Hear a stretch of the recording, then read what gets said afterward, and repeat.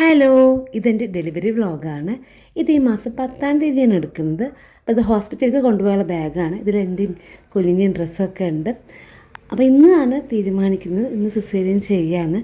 ഇന്ന് രാവിലെ പോയി ഡോക്ടറെ കണ്ടിരുന്നു. കണ്ടപ്പോൾ കുഞ്ഞിപ്പോഴും ബ്രീച്ച് പ്രസൻറ്റേഷനിലാണ്.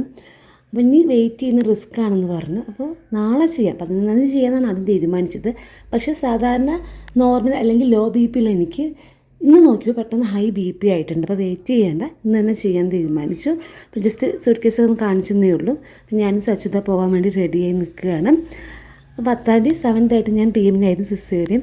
ഇത് 11-ാം തീയതി 4 മണിയാണ്. എൻ്റെ 2 മണിക്ക് പുലർച്ചെ റൂമിലേക്ക് ഷിഫ്റ്റ് ചെയ്തു. ഞാൻ അതാ കിടക്കുകയാണ്, നല്ല പെയിൻ ഉണ്ട്. അതാണ് എക്സ്പ്രഷൻ. ആ ചെയ്യുന്ന സമയത്ത് അനസ്തേഷ്യ ഉണ്ടായിരുന്നു. 1-2 മണിക്കൂർ കഴിയുമ്പോൾ അതൊക്കെ മാറി പെയിൻ തുടങ്ങി. നമുക്ക് IV മെഡിസിനൊക്കെ തരുന്നുണ്ടെങ്കിലും പെയിൻ അറിയും. ഇത് കഴിഞ്ഞ് എണീക്കുമ്പോൾ അതിനേക്കാളും പെയിൻ അറിഞ്ഞിട്ടുണ്ട്. അപ്പോൾ അതൊക്കെ സഹിച്ച് കിടക്കുകയാണ്. ഇതാണ് ഞങ്ങളുടെ രാജകുമാരി. ഫേസ് ഞാൻ കാണിക്കുന്നില്ല, ചെറിയ കുഞ്ഞല്ലേ. കുറച്ചൊക്കെ കഴിഞ്ഞിട്ട് ഫേസൊക്കെ കാണിക്കുക. മോളുടെ പേര് ഷാസിയ എന്നാണ്. അത്രയേ ഉള്ളൂ. Thank you.